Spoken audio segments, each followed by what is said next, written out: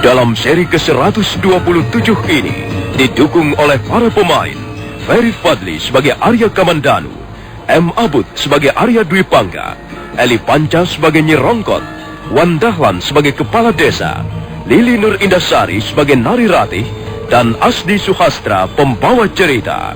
Selamat menikmati.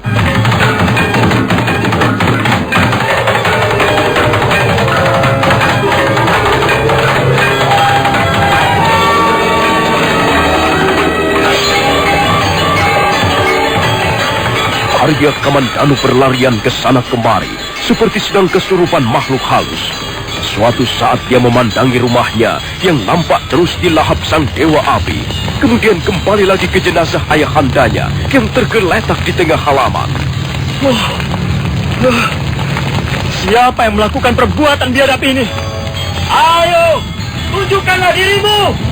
Aku tantang kau berkelahi sampai mati. Aku tidak peduli siapa dirimu. Ayo keluar! Ini! Hadapilah aku, Arya Kamandanu!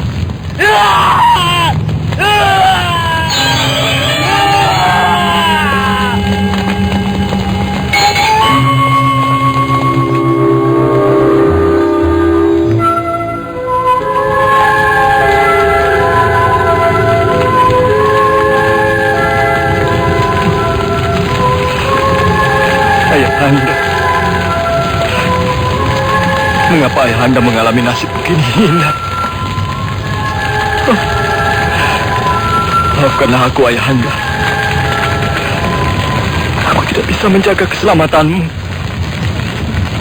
Aku selalu terburu nafsu hingga peristiwa pahit ini terjadi. Tapi percayalah, Ayahanda, aku tidak akan tinggal diam. Akan ku cari orang-orang itu.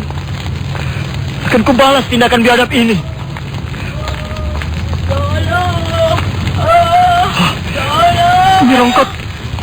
Nyi Rongkot masih ada di dalam.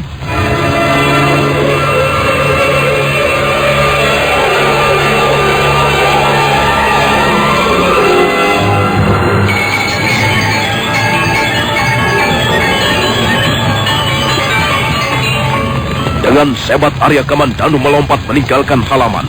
Dia agak ragu sejenak melihat jilatan api yang berkobar-kobar. Tapi kemudian tanpa berpikir lagi, dia melompat ke dalam gulungan api yang merah menyala.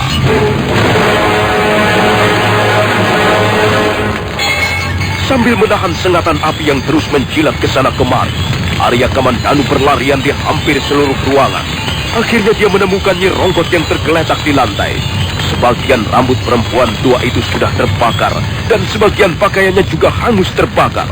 Sedangkan kedua kakinya tergencet sebuah balok api yang masih menyala-nyala.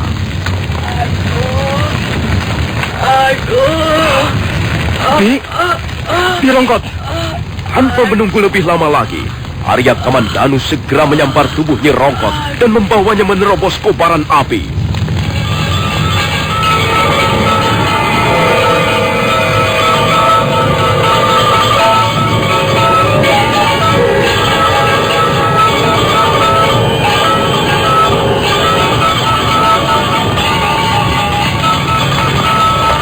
Arya Kamandanu membaringkan tubuh Nyi Rongkot di atas rumput di halaman belakang rumahnya.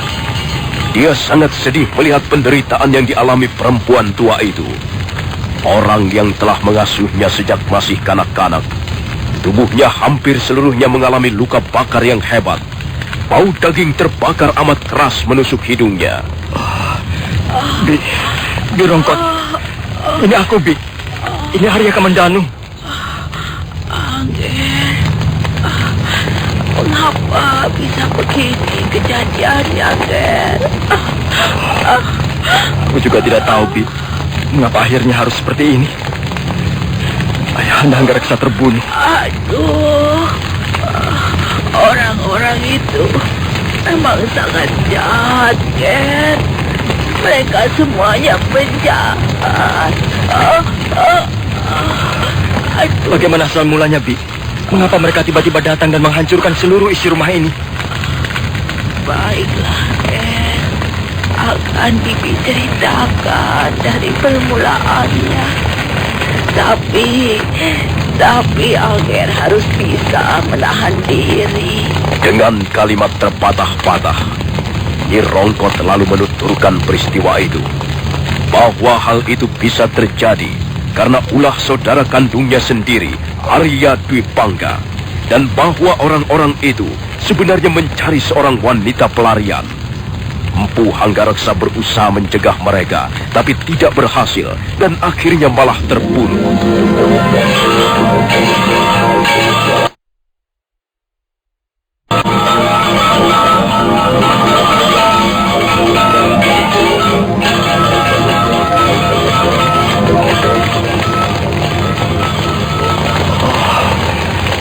Jadi mereka mencari mesin. Iya, Angger. Aduh. Nyi Rongkot. Bibi harus segera mendapat pertolongan membawa Bibi ke rumah seorang tabib. Sudahlah, Angger. Tidak usah. Bibi tidak kuat lagi. Aduh, sakit sekali rasanya, Ger. Aduh. Bibi harus segera berobat. Mari, Bi. Tidak usah, Ger. Bibi sudah tua. Bibi tidak mengharapkan apa-apa lagi, Ger. Bibi jangan berkata begitu. Bibi sudah seperti ibuku sendiri. Bibi yang mengasuhku sejak kecil. Aku tidak akan mampu membalas jasa dan budi baikmu, Bi. Sekarang ayahanda sudah tidak ada lagi. Kalau sampai Bibi menyusul pergi, lalu aku akan bersama siapa lagi, Bi? Angger Kamandanu, rasanya sudah cukup lama Bibi mengabdi pada keluarga ayahandamu. Dan mungkin apa yang telah Bibi lakukan belumlah memadai, Ger. Tidak, Bi. Tidak. Apa yang Bibi lakukan untuk keluarga kami sudah cukup banyak. Bahkan sangat banyak. Bibi Rongkot sudah memberi... Angger Kamandanu, janganlah Angger Kamandanu menyanyiakan wanita itu. Dia sudah banyak menderita. Kalau nanti Angger punya kesempatan bertemu dengan Nona Mesin, perlakukanlah dia dengan baik. Dia Tidak. Bibi akan sembuh. Aku akan mencari seorang tabib untuk mengobati luka-lukamu, Bi. Aduh. Jagalah dirimu baik-baik. Angger Aku tidak akan membiarkanmu menderita seperti ini, Bi. Percayalah. Bibi pasti akan sembuh. Aku mempunyai kenalan seorang tabib yang mumpuni. Dia akan segera aku panggil kemari. Dia pasti bisa mengobati luka-luka Bibi. Bi. Bi. Nyi Rongkot. Bi. Bibi.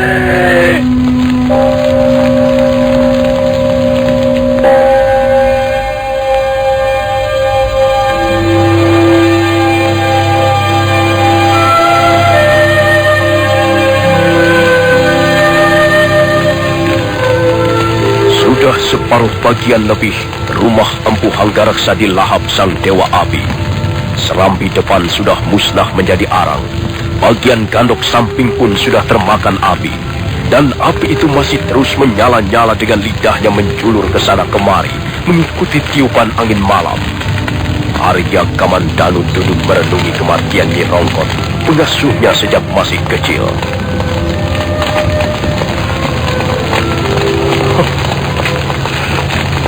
Akhirnya semuanya musnah. Hilang tanpa bekas. Orang tuaku pergi. Nyi Rongkot menyusul pergi. Dan mesin pun pergi. Entah sekarang ini dia ada di mana. Semuanya pergi. Dan tempat ini hanya tinggal puing-puing masa lalu.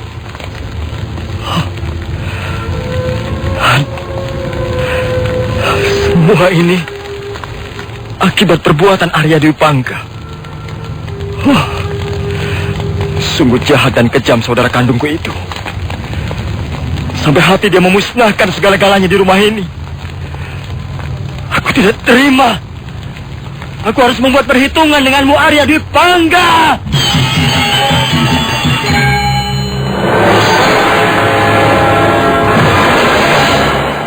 Dengan wajah merah padam, Arya Kamandanu segera melompat ke arah punggung kudanya. Aku tidak peduli. Arya Dwi Pangga itu kakak kandungku sendiri.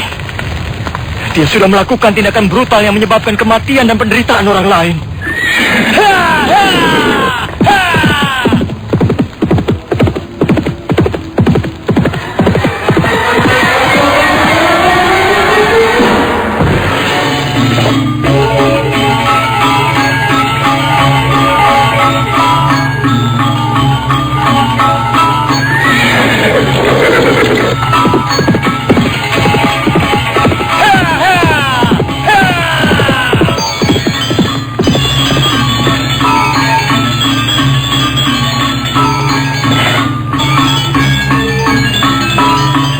Arya Kamandanu sudah tidak mampu lagi mengendalikan hawa amarahnya.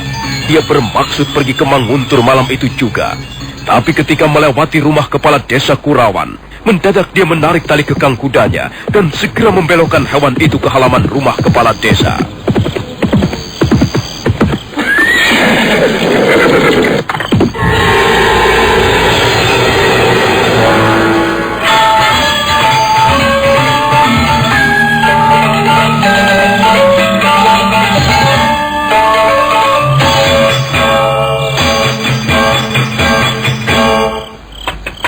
Buka pintunya! Cepat buka pintunya!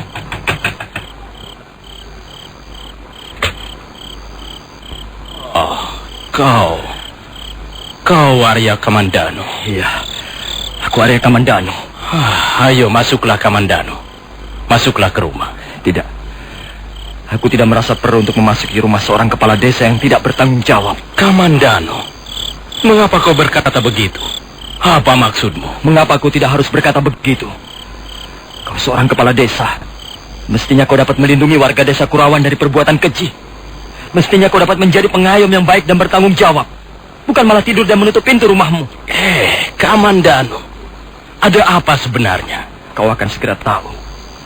Matamu akan segera terbuka lebar kalau sekarang ini kau pergi ke rumahku. Dengar, ada sekelompok orang membakar rumahku, membunuh orang tuaku dan pembantuku yang setia. Kau tidak percaya? Ayo, sekarang juga ikut aku. Tunggu Kamandanu. Jadi mereka melakukan juga akhirnya. Kau seorang kepala desa yang mau enak sendiri. Di mana rasa tanggung jawabmu pada warga dan keamanan desa ini? Sabar Kamandanu, sabar. Baiklah, memang aku mengakui bersalah. Percuma kau mengaku bersalah. Apa yang dimiliki keluarga Hanggareksa sudah musnah. Semuanya musnah. Kamandanu, aku ikut prihatin sekali. Kami semua ikut prihatin atas musibah yang menimpa diri keluargamu. Sudahlah kepala desa. Tak perlu kau banyak bicara. Tak ada gunanya lagi. Mestinya kau bisa mencegah agar peristiwa ini tidak terjadi. Bagaimana aku bisa mencegahnya, Kamandanu? Kau kan kepala desa. Kau bisa mengerahkan warga desa. Dan kalian bisa beramai-ramai mencegah tindakan brutal ini. Mana mungkin, Kamandanu. Yang kita hadapi adalah pengawal Praja Kediri. Mereka itu prajurit-prajurit dan pendekar kelas 1. Dan karena mereka prajurit Kediri, lalu kau takut? Aku tak ingin banyak jatuh korban, Kamandanu. Melawan prajurit Kediri berarti melawan pemerintah Kediri. Aku tak ingin desa Kurawan ini dibasmi dan di bumi hanguskan. Dan karena itu hanya keluargaku yang menjadi korban? Keluargaku dibantai seperti anjing jalanan? Iya. Orang tuaku memang sudah tidak dipandang lagi di desa ini. Bukan begitu, Kamandanu. Kau jangan salah mengerti. Memang, sekarang ini ayahandaku Empu Hanggareksa sudah kehilangan pamornya. Tapi apa kau tidak ingat zaman dulu? Ketika ayahandaku masih mendapat angin baik, kalian selalu datang dengan menundukkan wajah untuk mohon sumbangan ini, sumbangan itu. Kalian selalu menomorsatukan beliau. Tapi sekarang, setelah keadaan beliau berubah, setelah beliau jatuh, kalian bahkan membiarkan saja mayatnya tergeletak di halaman rumahnya. Kamandanu, terus terang, Kami mengakui jasa-jasa orang tuamu dalam membangun desa Kurawan ini. Dan kami semua tak akan melupakan jasa-jasa Empu Hanggareksa. Tapi memang kami tak mampu berbuat apa-apa. Kami pun juga cuma orang kecil, seperti keluarga-keluarga kecil yang lain. Apa yang bisa dilakukan oleh orang-orang kecil selain menurut? Sekali lagi, maafkan aku, Kamandanu. Maafkan kami, warga desa ini. Soal jenazah ayahandamu dan pembantumu, kau tidak usah khawatir. Nanti setelah keadaan benar-benar aman, kami sudah bersepakat akan datang ke rumahmu. Kami akan menguburkan ayahmu sebagai mestinya. Iya. Kau memang tidak akan mampu berbuat sesuatu. Kau hanyalah seorang kepala desa. Syukurlah kalau kau bisa mengerti, Kamandanu. Kami pun sudah berusaha untuk melindungi keselamatan ayahandamu. Kami tak mau melapor bahwa di rumahmu ada seorang wanita pelarian. Kami berusaha untuk menyembunyikan rahasia ini, walaupun pasti akan timbul akibat buruknya. Arya Kamandanu tidak menanggapi lagi kata-kata kepala desa Kurawan. Dia segera kembali ke arah kudanya. Dan sebentar kemudian dia sudah terguncang-guncang lagi di punggung kudanya.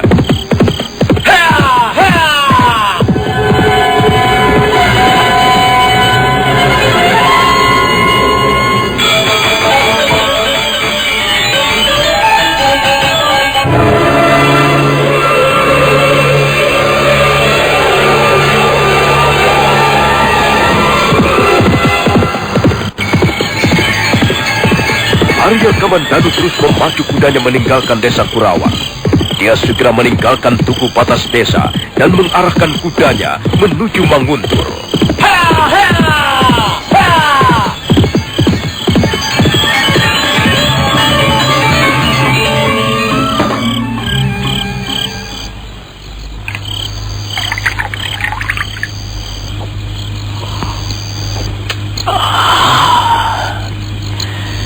Nikmat sekali rasanya.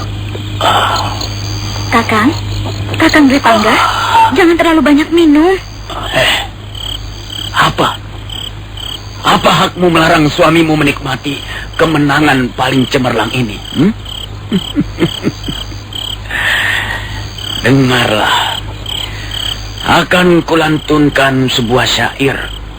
Syair tentang kemenangan. Bulan, matahari, bintang gemintang tercelup di dalam tuak yang enak. Dan cairan indah ini pun menggelincir dalam kerongkonganku. Urat-urat darahku terkembang bagaikan sebuah payung di tangan gadis jelita. Kuteguk arak dan kutatap wajah dunia. Kuteguk arak dan kurebut seluruh rasa bahagia. Kuteguk arak dan kucampakkan semua musuh-musuhku. Kuteguk arak dan ku jinjing sebongkah kemenangan. Katakan sekali lagi bahwa kemenangan itu ada di tangan kanan kiriku. Dan ku teguk arak sambil tertawa berderai. Oh, Kakang, hentikan semuanya ini. Apa? Hah? Apa katamu, Rati? Hentikan, Kakang. Hentikan tuakmu itu. Kau mau melarangku minum cairan kemenangan ini? Tuak tak pernah membuat manusia menjadi menang, Kakang. Tuak menuntun manusia menuju kehancuran paling hina. Hentikan. Tidak. Kau tidak bisa melarang suamimu minum tuak ini. Jangan, Kakang. Jangan. Sudahlah.